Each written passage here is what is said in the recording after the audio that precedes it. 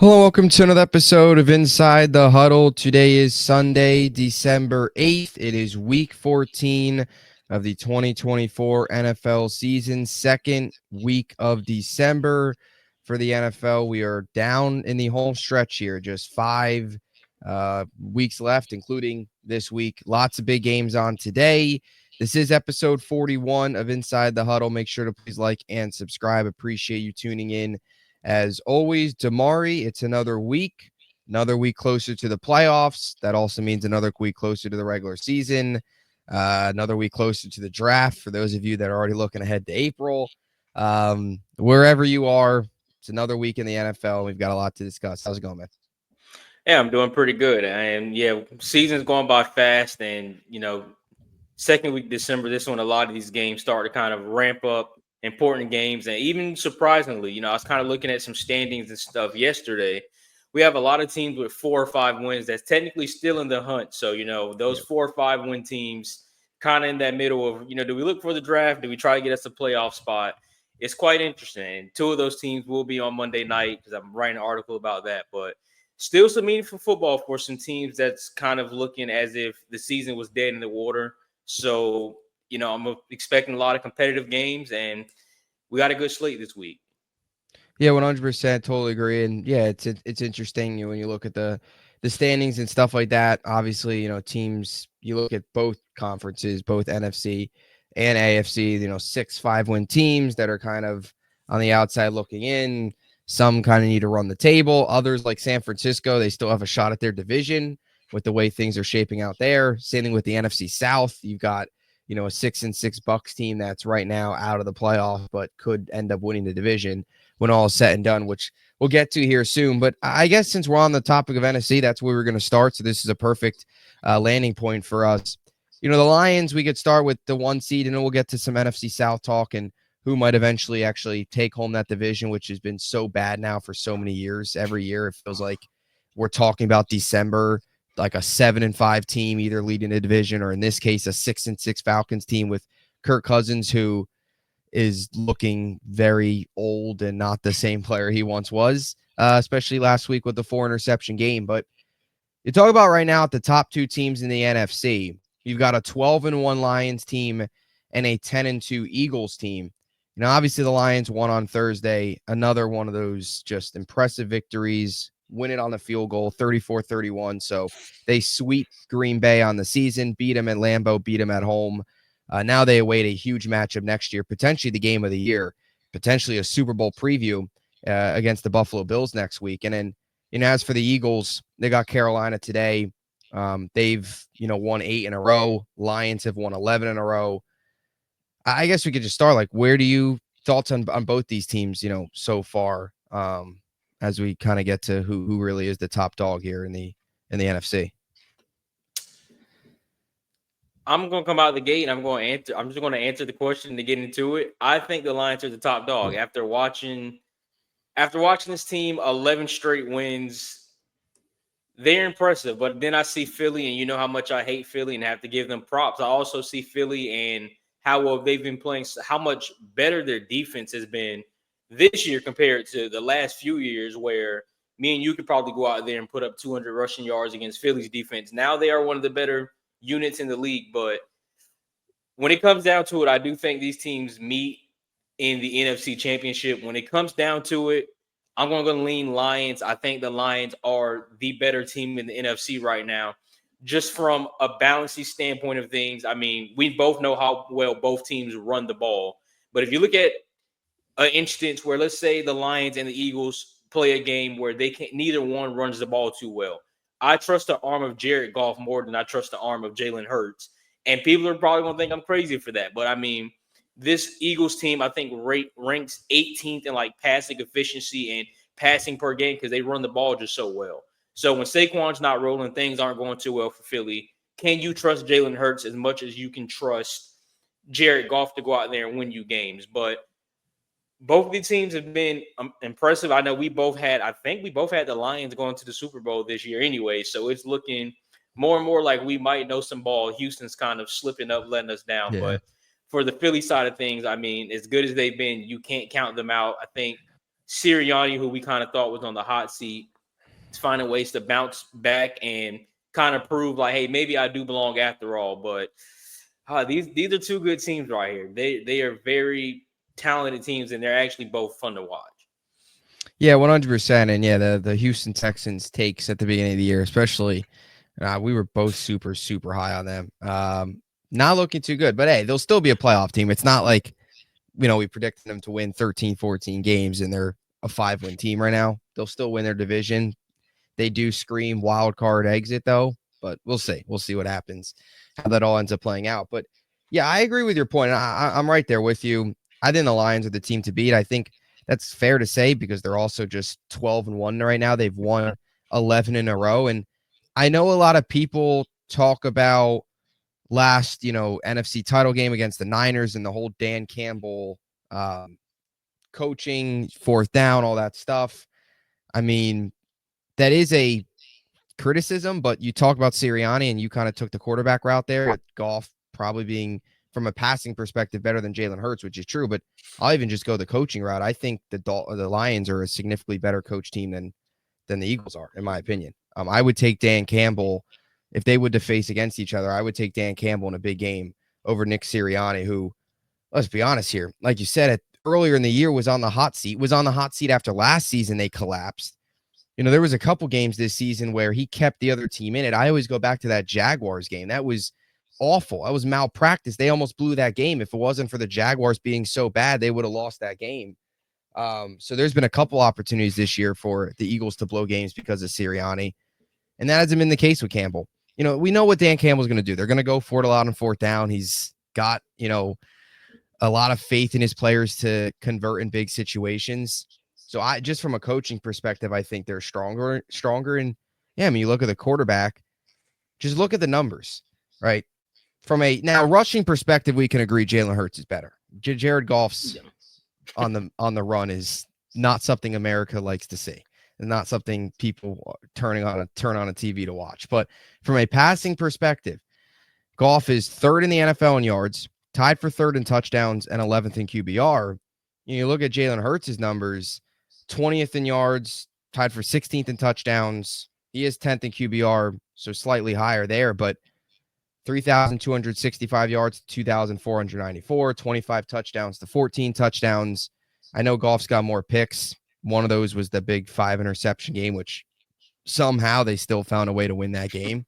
And obviously the rushing attack is a serious, serious threat for both teams. I just think the whole 1-2 punch in Detroit is just so dangerous between Montgomery and Gibbs and the weapons, Laporta, Amon-Ra St. Brown. I know Philly's got weapons. I get all that, but I mean, I would even say, and I know Goddard's on the IR now, would it be fair to say like the Eagles from a passing perspective are A.J. Brown and that's about it right now? I mean, Devontae Smith has been hurt, but yeah, I guess kind of but just even to piggyback off. yeah, Sorry, go ahead. the games that he's played though prior to getting hurt. I mean, if I recall, I'm a Devontae Smith fantasy owner. Unfortunately, that's why I'm 6-7. I was 5 and by the way, I was 5-1 at one point, and I'm now 6-7. So gosh. don't even ask what happened. I don't want to get into that. But even the last 2 games before Devontae Smith got hurt, and I believe he will play today, he wasn't much of a factor. I think he had 14 yards in that Dallas game, and they had 29 against Washington. Devontae Smith's a very hot, cold type player. He'll go out there one week, put up 70 yards and a touchdown. Then he'll also go out there. I mean, the Giant game, I think he got like 1 catch for 2 yards or -2 yards or something. He was a complete non-factor. So he has been hurt, but I would trust if Jameson Williams is able to stay on the field and Sam Laporta obviously as well. Like I would trust Jameson Williams, Sam Laporta more than Devontae and even Goddard. This is going to sound crazy, and I might catch some backlash. I'm not comparing the two whatsoever, but it's like Jared Goff is in the Tom Brady arc. And what I mean by that is you have Amon-Ra, you have Sam Laporta. You're like, okay, yeah, these are great guys. These are great weapons. Tim Patrick is scoring 2 touchdowns on a Thursday night. Jameson Williams, which was really just a flyer in college. Everything is downfield, which he's still doing that in the NFL, but you see him used in a lot more ways. Jared Goff gets him involved in a lot more ways. So you have, Williams, you have Tim Patrick. where you have guys where you're just like, who is this? And Jared Goff makes them look good. It's Tom Brady like. I know Collins, can't forget the guy's name, but the Patrick Mahomes lover, I'm forgetting his name, but everything's my homie and Mahomes Chris like, and he's Collinsworth. Mahomes like, yes, Chris Collinsworth. I'm catching a blank. It's Tom Brady like you got your guys that aren't really big name players that will go to another team and probably wouldn't be the 3 or 4 option. They might be a practice squad player, not really, just kind of showing what Jared Goff has been doing. Yep. And he's making them look good. Like they are efficient. They step up in big games and they make plays when they need to make plays. A lot of that also circles back into your point of coaching. Who is better coach? Dan Campbell knows how to get the most out of his guys. Sirianni is doing that as well, but it seems when the stars for Detroit aren't showing up, the others are going to elevate their game and help contribute. And kind of back to both of our points. I think when it comes down to it, give me Detroit, but I also will say I think Dan Quinn's aggressiveness will get them in some trouble, similar to what it did last season. There's a few times where it's not worth it. Yeah, I agree. And last year, way too aggressive. Now the 1 4th down, Josh Reynolds had the drop, which he should have had that. So that's not really on Dan Campbell, but you could still make the case just punt it away. You wouldn't, it's all a domino effect. He doesn't call the play, Reynolds doesn't drop it, they punt it, whatever. But that's just the way he is. And you're going to be a genius when it works, and you're going to get crushed when it doesn't. But hey, it worked. I think was it 3 for 3, I think, on Thursday night? Yeah. Or something like that. So they were rolling on Thursday night. See what happens in the playoffs. But I'll say this too, just on the coaching thing. In terms of coordinators, not only just Dan Campbell, but what Aaron Glenn has done to that defense and what Ben Johnson has done, 2 guys that potentially could be getting head coaching jobs, which is another reason why I think this year is not many people are talking about it. And I don't view this year as like the last chance for Detroit. That's not what it is. If anything, they're just building a foundation for success for many years to come with this culture. Dan Campbell, he feels like a guy, him and Brad Holmes feels like these could be a general manager and head coach combo for a very long time, but there's a chance they lose both Aaron Glenn and Ben Johnson. So if it feels like this, they're going to take a hit next year. One of them is going to be gone. So they're going to take a hit on one side of the ball next year, no matter what. Especially if either of those guys bring people from Detroit over on their staffs when they get hired. But you talk about just the weapons and offense. You look at the defense, and you made a great point about, this coaching staff, Dan Campbell, all these guys taking talent and making it work. I don't know if you spotted this, but Jamal Adams was wearing number 25 on Thursday night for the Detroit Lions. He was out there. Jamal Adams was out there. I will be honest, I didn't even know Jamal Adams got picked up by the Lions. But they are so banged up on defense, and yet they found a way to get the job done, made some plays. DJ Reader was out. Aiden Hutchinson, that's the biggest one. He's been out. What do they do? Well, they brought in Zadarius Smith. They were bringing pressure all night. I mean, no names. Jamal Adams, like, what? And they've won. The defense is so banged up, and they're finding ways. Just imagine when they get back to full strength. And Hutchinson's said it. There's a chance that he's back for the playoffs, or if deep into the playoffs, potentially title game or even Super Bowl. Now, he won't be 100%, but just having him out there, even just as a kind of a decoy, just his name alone himself, you've got to put some attention on him. So that's another thing, too, I think you've got to factor in with Detroit. And I think both of us, too. I think football, the NFL, football fans, let's be honest, you'd rather see the Lions in the Super Bowl than the Eagles. I mean, come on now. 100%.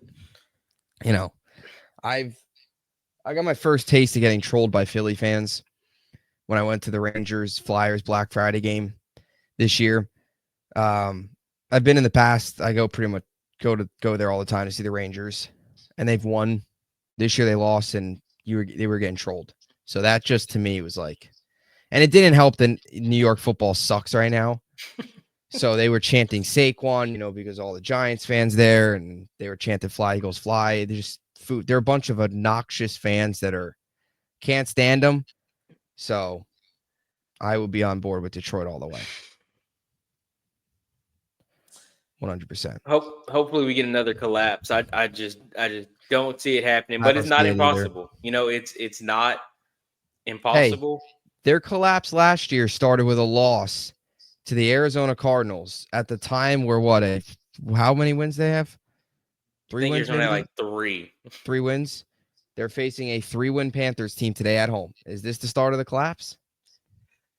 Just to spoil it, I do have Carolina as my possible I'm underdog. right 14 there is with you as kind of well. crazy, so Yeah. maybe so. Yeah. And you do just look at the schedules because right now Detroit's up. It's theirs to lose. And then you look at Philly's schedule. Both of them are kind of 50-50. Detroit has Buffalo at home, then Chicago on the road, San Fran on the road, Minnesota at home to close out the year. Philly is Carolina at home, Pittsburgh at home, Washington on the road, Dallas at home, Giants at home. So Carolina's probably a win. I do think it'll be close, but they'll win. Pittsburgh will be tough. On the road in Washington will be tough. Dallas playing better. They probably win that game. The Giants, they don't even need to show up. They're gonna win. The Giants are who the heck knows who's even going to be playing in that game for the Giants. They'll win that game. I actually got an email this week to play that game. I guess they're Play that just game, so you'll be out they're there. just in the They just need uniforms help. too. That's what I wanted to wear. I said the unis from week 1 or whatever Oh, it the was. Century So Reds. We should have known the season was dead once they brought those things out. Those Century Red uniforms.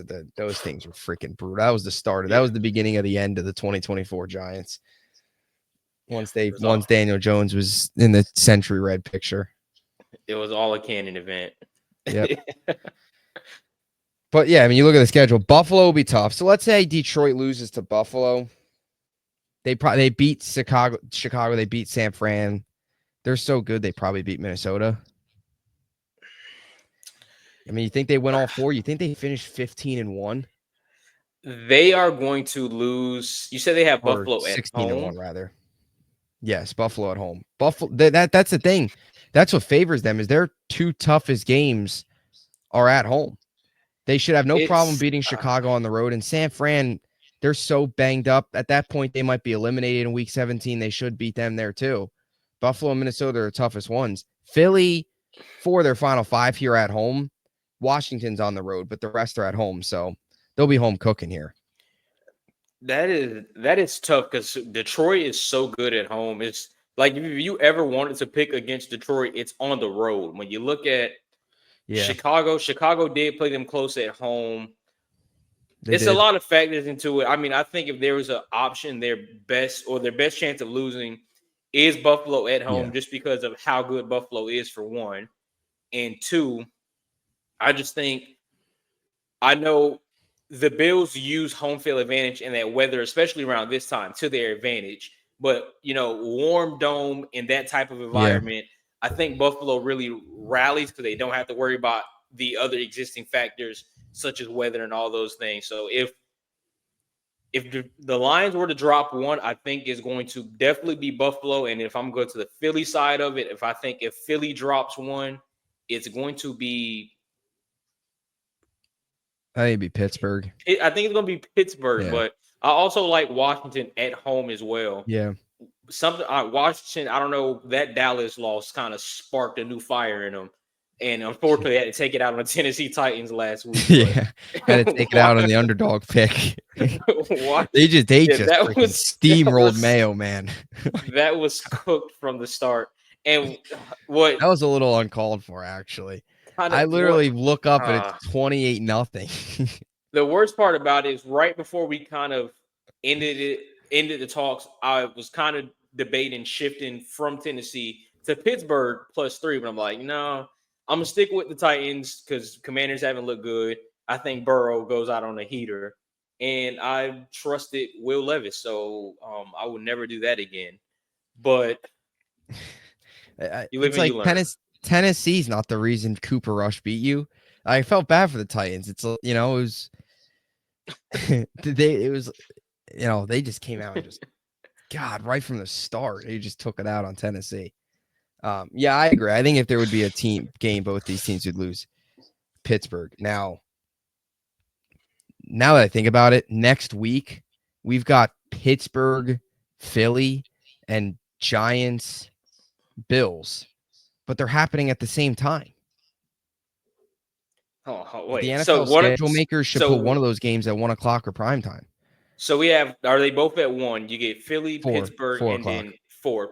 Yeah. Philly, Pittsburgh, Lions, Bills at 4 o'clock. I mean, you may get Now 4 o'clock. You might get the 4:05 and the 4:25, they're but they got to they be are they'll both be probably the premier games because Bills are on CBS, Philly will be on Fox. So you'll probably have Nance Romo for Bills, and then you'll have Brady and Burkhardt. So both those games will be nationally televised, but still, one of those games should be happening at 1, in my opinion, to split them up, right? I think spread the Or wealth. who has the 8 o'clock out of curiosity? 8 o'clock is Seattle, Green Bay. So that's decent. I mean, That's a good one. Philly's, Pittsburgh's better, but hey, it's not like, I don't know, the Jets and the Jaguars are on Sunday night. That's true. I would probably learn a new hobby like oil changes if that was the game on for the night. Now, I will say this. The Monday night games. I mean, what are we doing here? We got 2 Monday night games next week. Bears, Vikings, and Falcons, Raiders. So they could have did better there, in my opinion. Bears, Vikings. I'm not too mad at. Yeah, the Bears are a very interesting team. One, you never know what you're gonna get week by week, but that Kirk Raiders Cousins, Aiden O'Connell. I don't know if that needs to be on prime time. I think that's a perfect transition into our next topic here. Speaking of Kirk Cousins, and honestly, Aiden O'Connell as well, because I'm sure we'll talk about Raiders when we bring up coaching and hot seats and stuff like that. But let's take a look at the NFC South. The NFC South is every year we find ourselves in this predicament in the NFC South. Now, last year, the Bucs obviously won the division. They finished 9-8. The year before that, they finished 8-9 and made the playoffs. The Bucs under 500. So the last time we had a division winner, 2021, they finished 13-4. So it's going to probably be 3 years since we get a double-digit winner in the NFC South. And it's not even just the fact that double-digit winner. It's just the fact that everybody else in the division is bad. It's bad, really bad.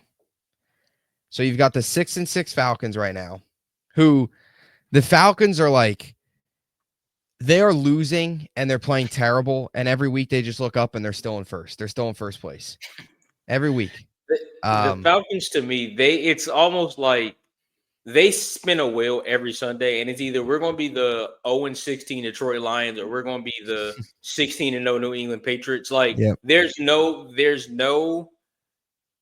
balance. There's no middle ground. It's either we're going to be exceptional or we're just going to like the worst team in the league. Unless it's Tampa. For some reason, when they play Tampa, they are the best team in the 18 or 17-0 Patriots or 16. They are insane when they play the Buccaneers. Right? Anybody else you never know what you're going to get.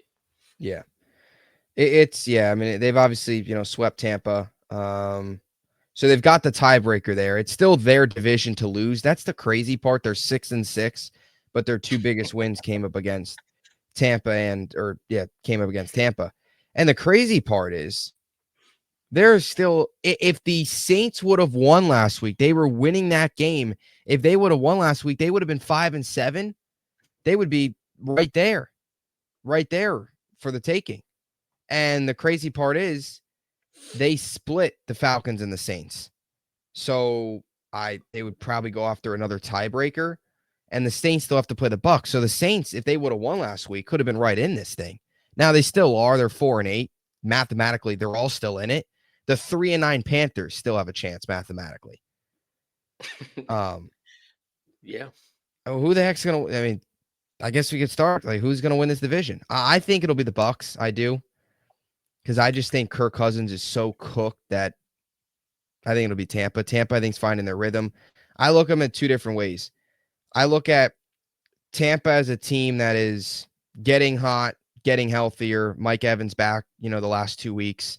Obviously, Godwin's done. That's still a huge blow, but you've got Mike Evans back. Bucky Irvin had a really good week last week against Carolina. So hopefully he can continue to play well. He had a good game too against the Giants.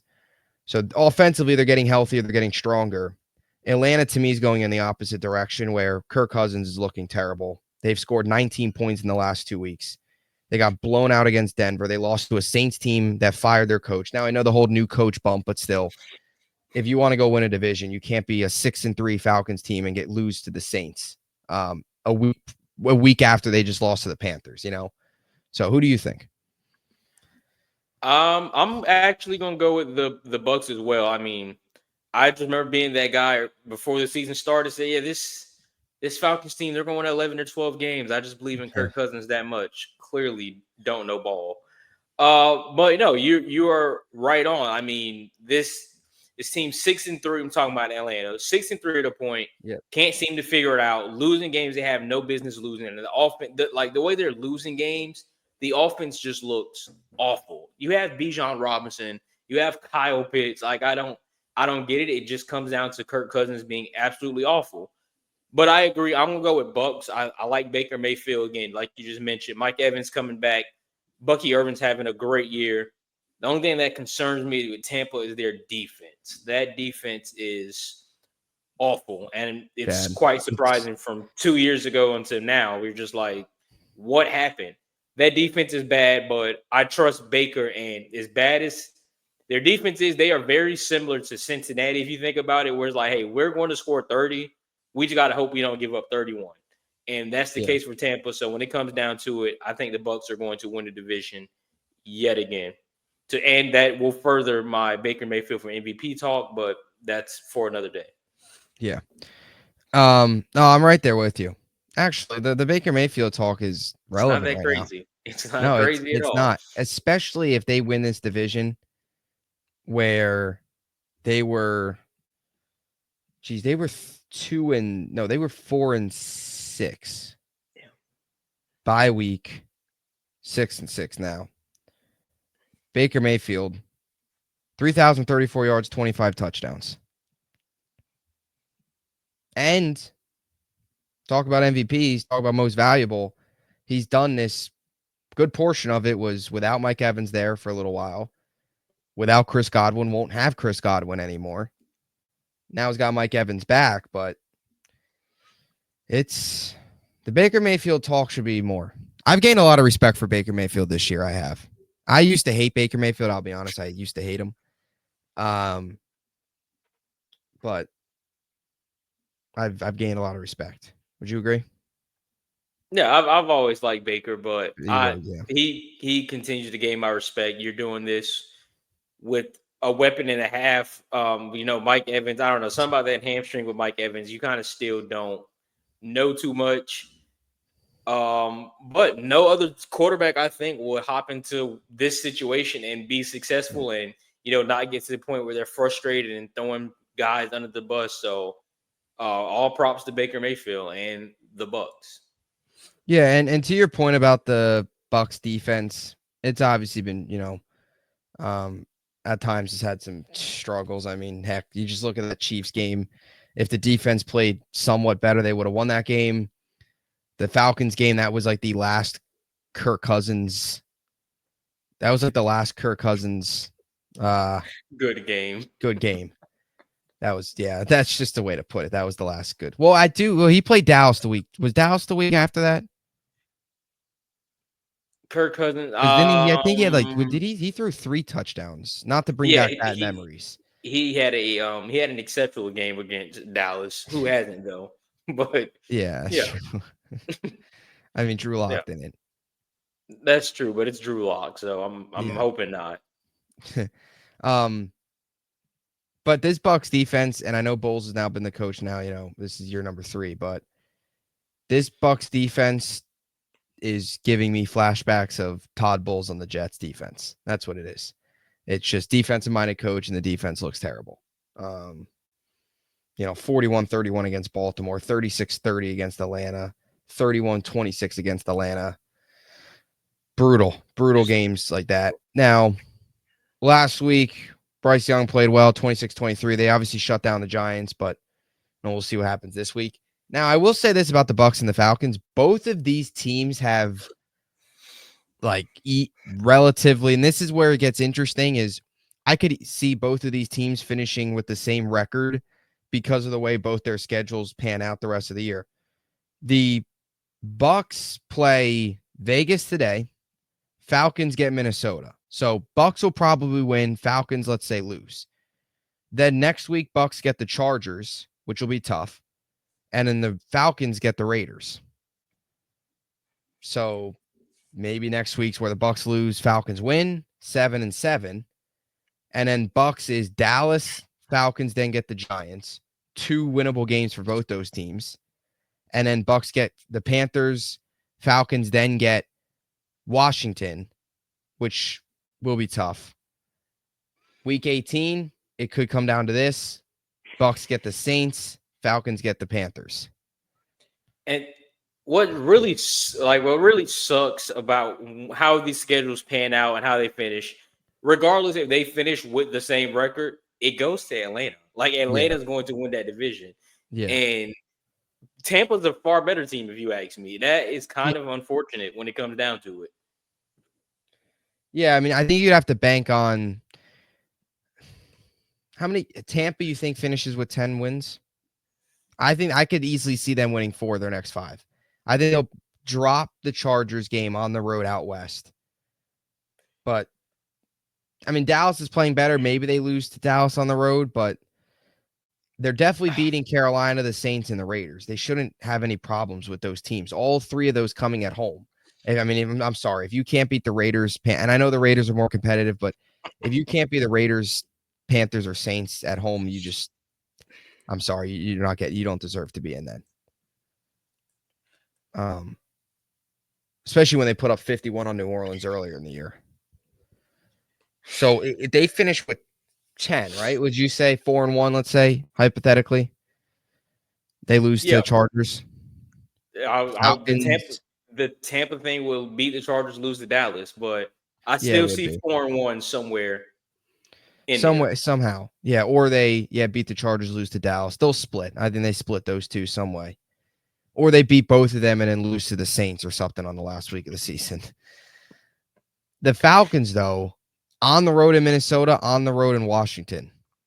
If Kirk Cousins plays like this, they're not winning those games.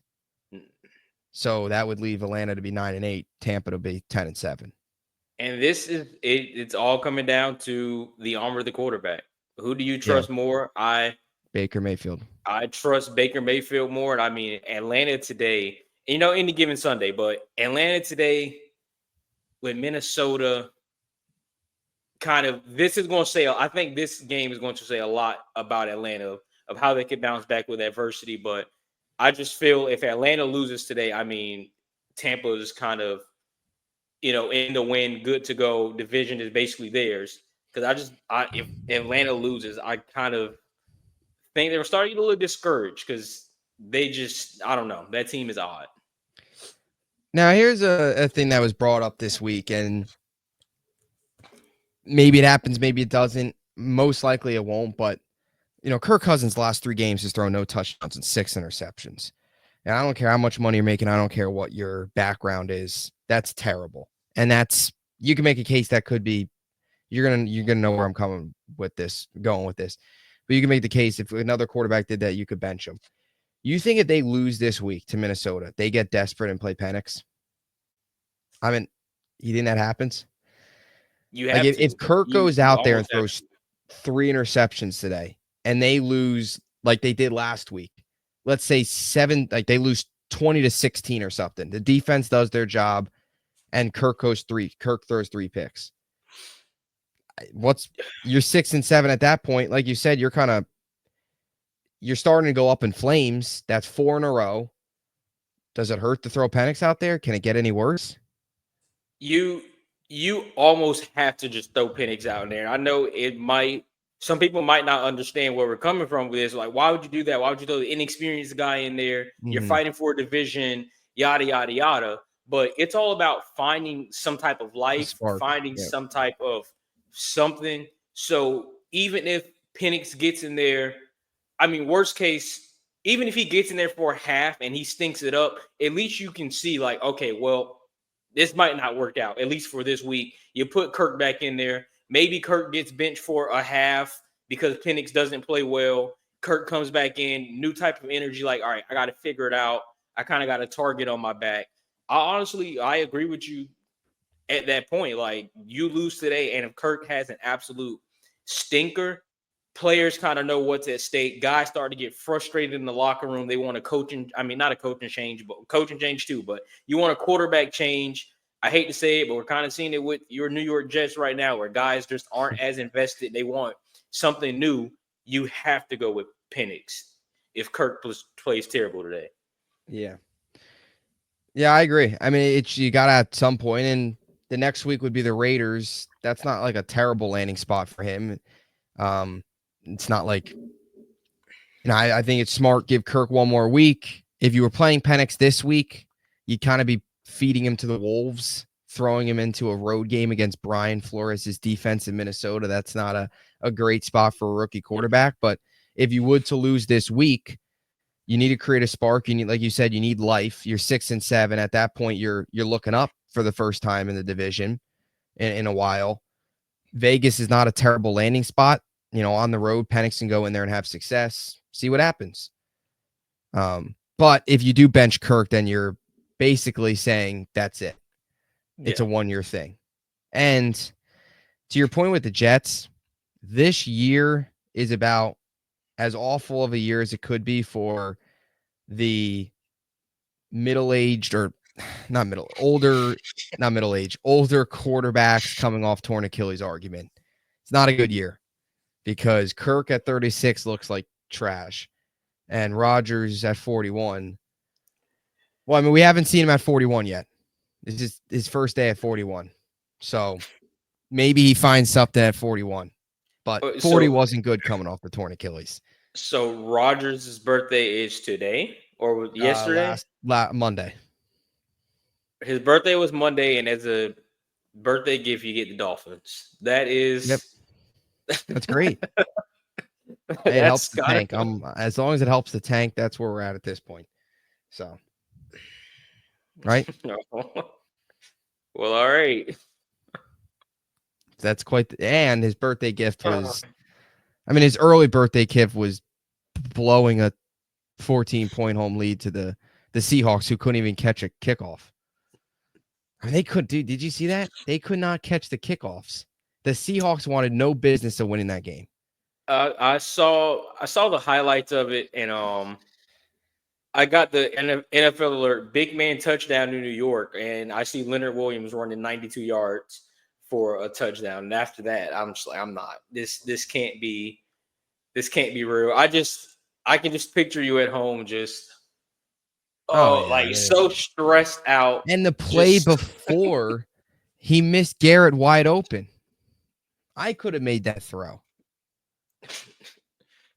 is Aaron It's not Rodgers good. just Bryce Petty?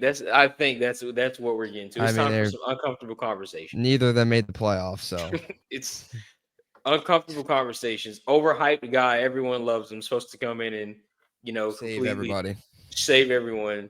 Aaron Rodgers is just Bryce Petty. By the way, I have to throw this out there. So Juan Soto, the sweepstakes are still going on, and Aaron Boone's just casually strolling the Eagles sideline. So that's great. Your star player is looking, free agent, coming down in the contract talks, final couple days, final hours. And From Aaron Boone's just strolling the sidelines, getting ready to watch Bryce Young cook his team, hopefully. little off topic, on a scale of 1 to 10, how depressed would you be if Juan Soto just signs a mega deal with the Mets? I would be like an 8.5. Interesting. Now, I will say this. You might have to come back to that at the end of the offseason because if they don't sign Soto but pivot and make like 3 to 4 moves, I would be able to stomach it a little bit more. But if they don't sign Soto and then only make like one other signing, it would probably be a 10. But just initial reaction, it'll probably be a 10. It'll be a 10. What am I talking about? It'll be a 10. Interesting, because again, I'm not trying to talk as if I just major MLB expert. I'm still new to it, but I'm just saying I don't know what the Mets free agents look like, but a Mets team next year with Lindor, Pete Alonso, and Juan Soto, and that's not a good look for the Yankees. No, it's not, especially after what Soto did this year. It's also just not a good look for the Yankees to get basically outbid by the Mets. The Mets have always been the little brother. They take Soto. It's not a good look on so many different angles, especially if he goes there and wins.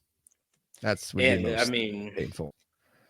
Off of Which, yeah, I mean, they went to the NLCS last year. They were 2 games away from the World Series. They go and get one. I mean, heck, the Yankees added Juan Soto. They got to the World Series. It's not crazy to say the Mets 2 games from the World Series add Juan Soto and get there this year. So, yeah, it would sting a whole lot. It would sting. Everything stinks right now for me. I mean, if Soto goes to the Yankees, obviously, but I don't know. I was optimistic he'd go to the Yankees. Now it feels like it's more Mets. But yeah, that I'm interested in anyone conversation. Well, comment he made was he didn't seem committed. That's not a guy that seems committed to the organization and wants to come back. That's just like wherever I go, just pay me. That's all that matters. Yeah, he wants the most amount of money. I've seen a leak of some interest building up with him and the Mets. So just thought to ask that. Yeah, it's probably something I would assume the next 2 days. I think we'll know something by at latest Wednesday. Monday, Tuesday, I think this comes out. But only time will tell. Interesting. Anyway, as we start to, before we close things out, hot seat rankings, coaches, hot seat rankings. Did this a couple weeks ago. A lot has changed since, obviously. We've gotten 3 coaches fired this year. I think I've got all the names. I might be missing one, but off the top of the dome, these are the 3 that have gotten fired. I don't think there's been any more. Dennis Allen with the Saints, Matt Eberflus most recent with the Bears, and of course Robert Saleh. That was ages ago now. That feels like 3 years ago he got fired, but he also got fired. Those are the only 3. Thought Doug Peterson might get fired mid-year. Didn't happen. Mac Jones, at this point, they're just like, you know what? Screw winning. We're just going to tank. And Peterson, you're going to be the commander of that. Antonio Pierce still got a job in Vegas, even though they fired pretty much every coordinator known to man. So he's still there. Chicago, they fired Shane Waldron. Then they promoted, oh my God, his name is slipping me. They promoted Thomas Brown to OC. Then they promoted him again to head coach. So if there was a award at the NFL Honor Show of like most promotions in a single season, Thomas Brown would probably win that award. Now he's the interim head coach. And who knows, maybe he gets in now, maybe he gets promoted and becomes the next head coach because the Bears would be the Bears and they would pass up on like Ben Johnson and those guys and keep Thomas Brown. So that's what's going on in Chicago. NFC South, Dennis Allen obviously fired. Created a spark. Darren Rizzi's not bad, actually. The team's playing better. I don't think he's the long-term option there, but we'll see. So where do you let's hear your rankings right now. Coaches with the hottest seats right now in the NFL, like going to get fired in 5 weeks, no doubt about it. Number 1 is going to be your boy Jeff. Yes. No, not Jeff. Not Jeff. Hold on. Let me give you Jeff's resume. He's 1-6. That's the resume. That is 1-6. I mean, this was a Jets team that was 2-3 when they fired. Wait, Stallo. 1-6. No, 1-6. Yes, yes, because they were 2-3. Yes, you're correct. 2-3 when they fired Saleh, and we just thought the world was bad. And he's 1-6 since Yep. 14-point blown loss at home against Seattle. This team looks terrible, but I mean, poor Devontae Adams. You could have went to Pittsburgh, you could have went to Kansas Buffalo. City, but Buffalo. But hey, we're 3-9 with the homies, right? That's all that matters. That's all that Jeff matters. is out of there when this season's over, and Jeff and Doug Peterson can also find a maybe joint room on a cruise or something together, or they can be bunk mates, whatever the case. Because Doug Peterson is also out of there. Yes. 20-26 in 3 years, one playoff appearance, and if Brandon Staley wasn't just a moron. I mean, they don't even win that game. He doesn't even have a playoff win on his resume while in Jacksonville. They're 2-10 right now. Everyone on the team stinks. Like, get Brian Thomas out of there. So your boy Jeff and Doug Peterson can start planning cruises together after this season's over because they're done for. Yeah, 100%. All right, so I agree. Jeff is up there. Other hot seats for me. You mentioned Pierce, right? No, just Peterson and okay. Pierce. I'm trying to get the benefit of the doubt. So much situation. Yeah. I don't know, but there's two more I don't have up there. You'll probably mention them. Okay. So I just want to make sure I wasn't going to repeat it. Peterson, I have. You made a good point. You know, him and Ulbrich could probably just leave now. Join Solid in Green Bay. Yeah, right? everyone go to Whole Foods and let's shop together and just coach on the battle floor. Why not? Yeah, and lose to the Lions for the third time when they meet in the playoffs, if that happens. So, yeah. So Peterson, I'll also go Pierce. He's on my hot seat. I kind of changed them a little bit different. I went hot, warm, possible. Pierce, I like Antonio Pierce a lot. I think I shouldn't say, I should maybe reward that. I like Antonio Pierce in the right situation. I think he's in the wrong situation. I don't think Antonio Pierce is the guy for a rebuild. I think if you put Antonio Pierce on a team with talent that's maybe just lacking leadership, I don't think he would be the worst choice of them all. I think the players like him. I think they buy in. But, I mean, come on now. You look at this Raiders roster. I mean, Aiden O'Connell, they had Gardner Minshew. Desmond Ritter's the backup. You've got Amir Abdullah is now the starting running back. So, and Jacoby Myers, I mean, he's okay. You don't have Devontae Adams. Brock Bowers is elite, but that's about it. Truthfully, Myers has actually been exceptionally good until today when I have to start him in fantasy with my playoff hopes on the line, and he won't do anything. But I believe he's had, just from a fantasy standpoint, for those who play, the point system. He's solid. He's had 15 plus, and I think 4 straight games. So he's been solid until today when I start him. Yeah. But to each their own. He's solid. The only thing with Jacoby Myers is he's not a number one.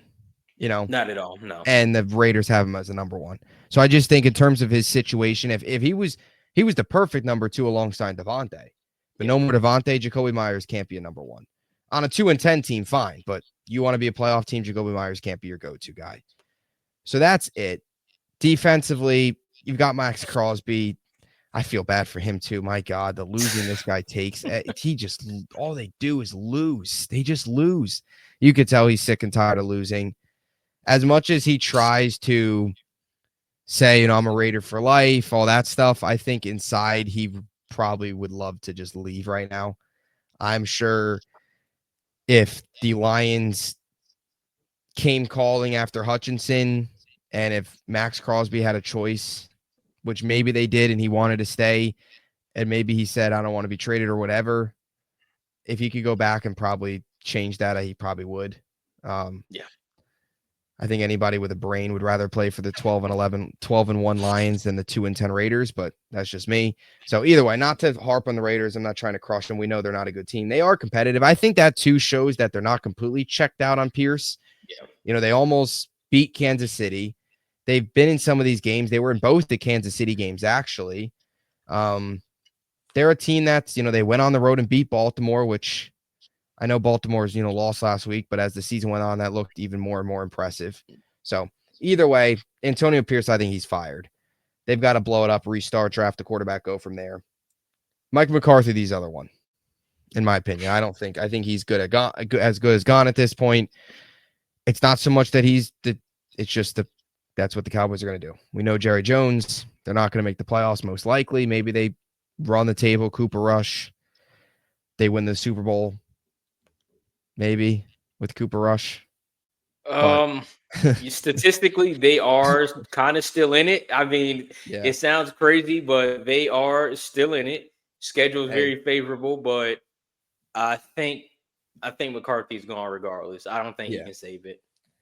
yeah. So those are the top four. Those are the top three for me on like my hot seat.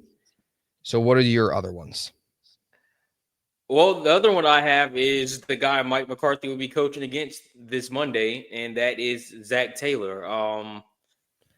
I guess I've never really paid attention to Cincinnati and kind of Yeah, the course of their seasons. He's finished last place in the division every year, besides the year they went to the Super Bowl and then the year they lost an AFC Championship. One year, benefit of doubt, Burrow gets hurt, yeah, with the injury, but it's just like for Cincinnati, it's either we're going to be completely garbage or we're going to be first place. And I just think I think it's over with. Time is ticking, and he can't bounce back from it. I mean, you look at this team, they have lost 4 games where they have scored 30 points on the offensive side. That is unacceptable.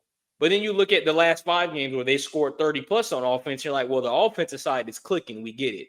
But the defensive side, the defense can't stop a single soul. So I yeah, think for him, I mean, there hasn't been the injury aspect of it. You have, your big three, of course. Chase Brown is emerging. Just defensively, they can't do anything. And I mean, in this division here, this isn't like a NFC South where it's kind of just like, hey, we can get in with 8-9 wins. It's just enough to get there. This division here is like top dog when it comes to the NFL. You can argue NFC North, but for the longest time, the AFC South has been the one where AFC North has been the one where you have to be competitive. You like 12, 11 wins. That is the standard. They're not doing it. I think he's out of there after this year.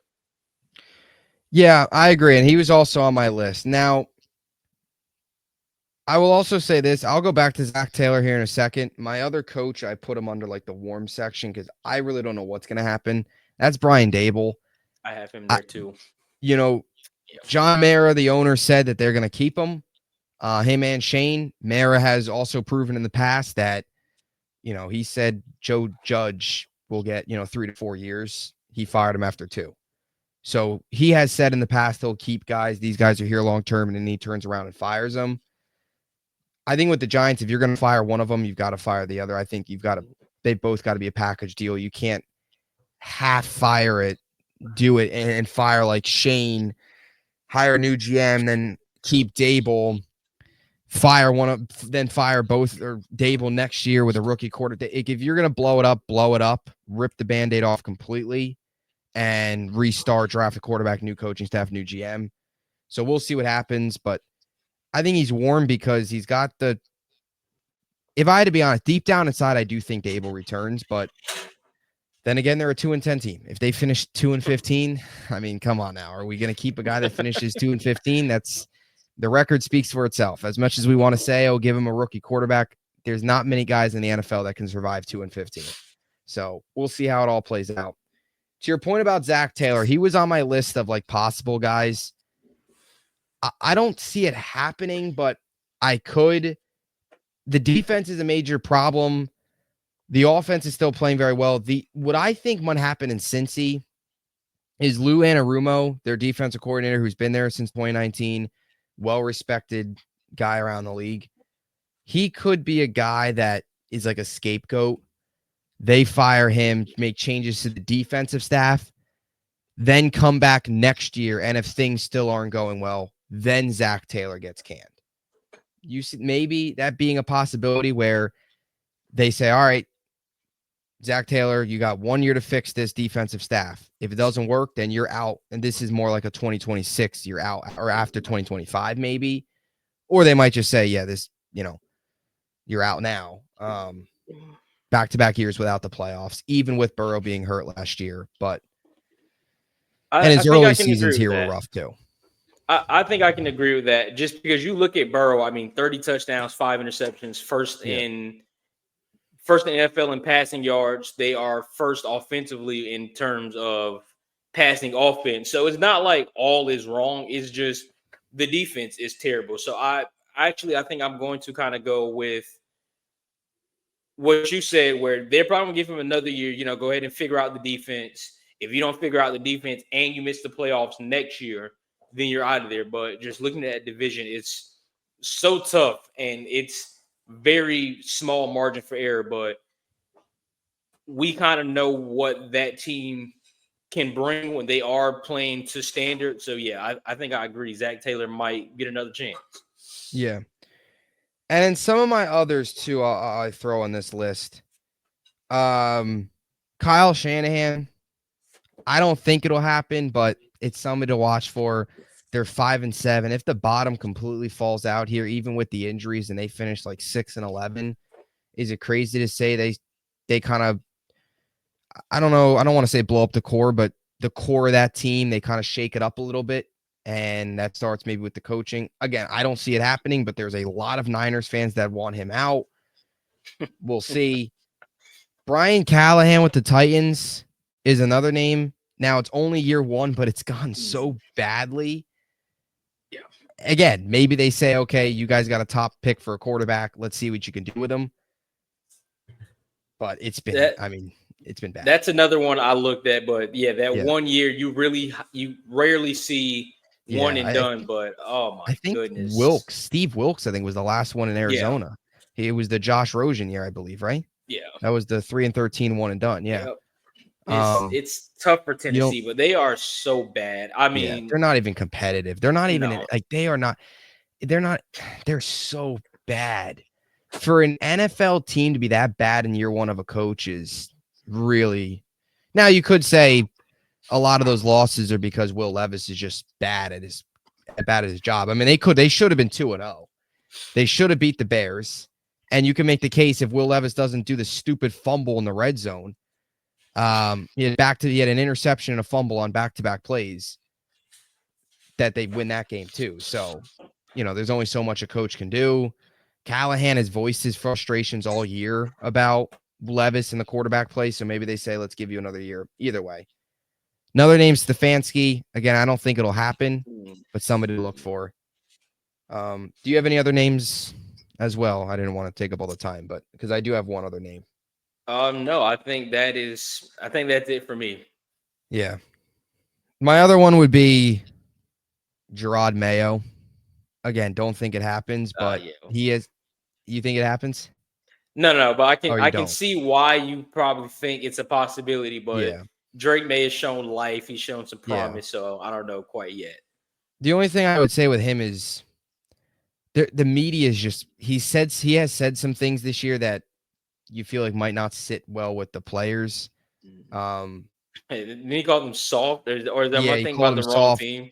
Yeah, and then there's been some times where he's made coaching decisions in games, and instead of taking accountability for it, like he's blamed the players for his own decisions. So he has said some things that have kind of rubbed people the wrong way in the media, the fan base.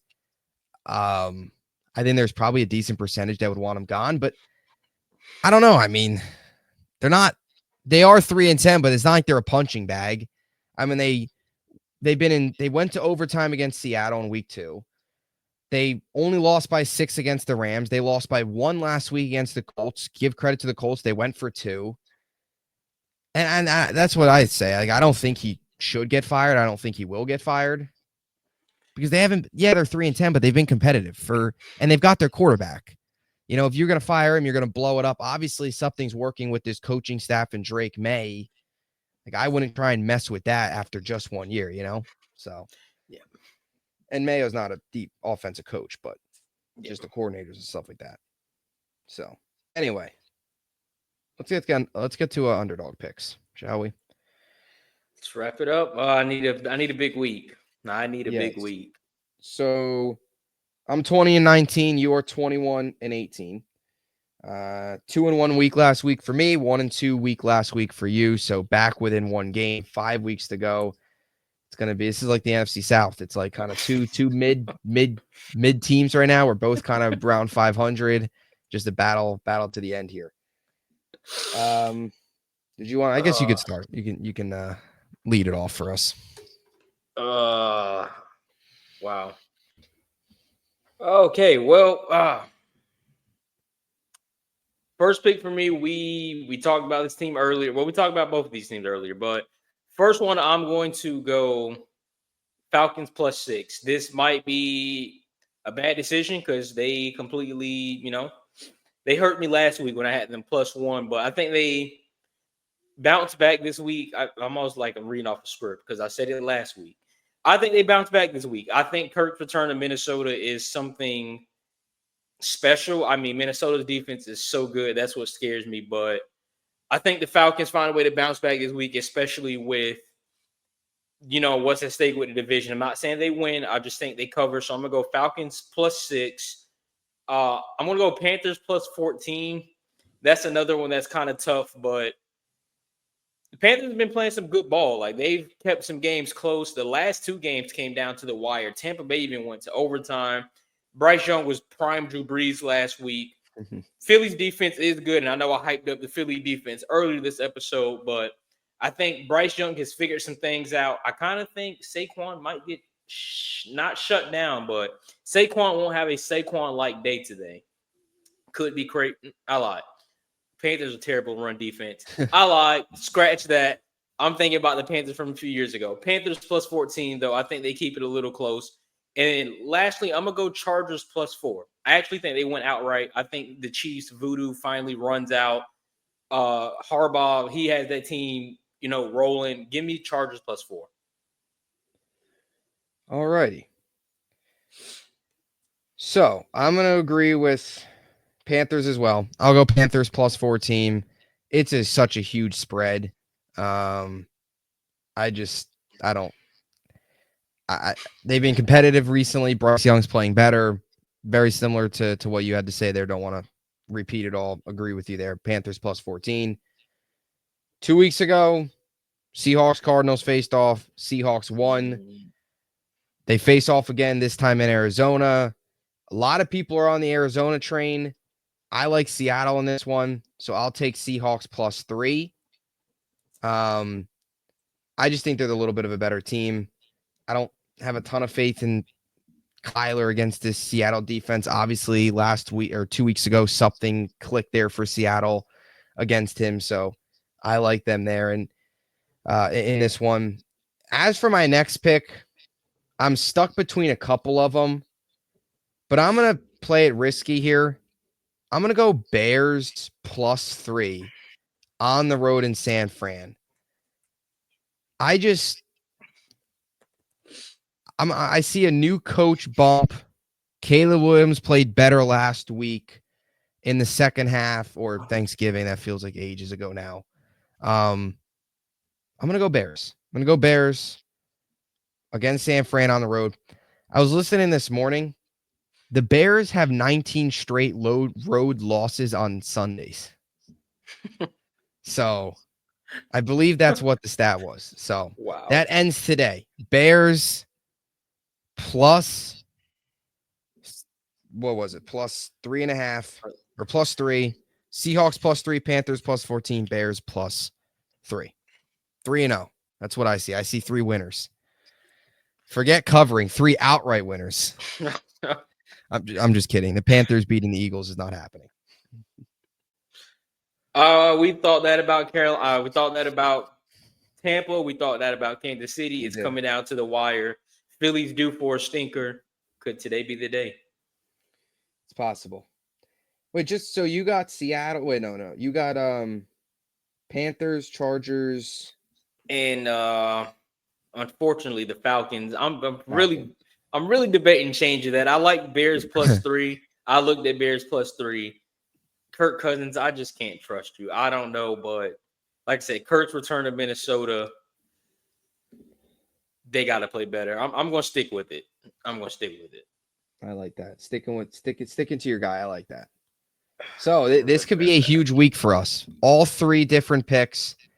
This feels like might be a week where could decide the rest of the year here. We're both one game separates us, and we have three different picks this week. Actually, no, we don't. We're both picking Panthers. Carolina plus 14. So the most one of us could do is make up what, 2 games? Or 1 game. Right? Yeah. No. 2 games. Because 2 and 1, 1 and 2. So any closing thoughts? 15 minutes until kickoff. Let's enjoy our Sunday, and hopefully both our teams win this week. That's kind of all to that. Yes, maybe that happens. I don't foresee it happening. I could see the Cowboys beating the Bengals with that D. I do not see the Jets beating the Dolphins, which we'll see. 15 minutes. So thank you all for tuning in. We will catch you next week. Enjoy your Sunday.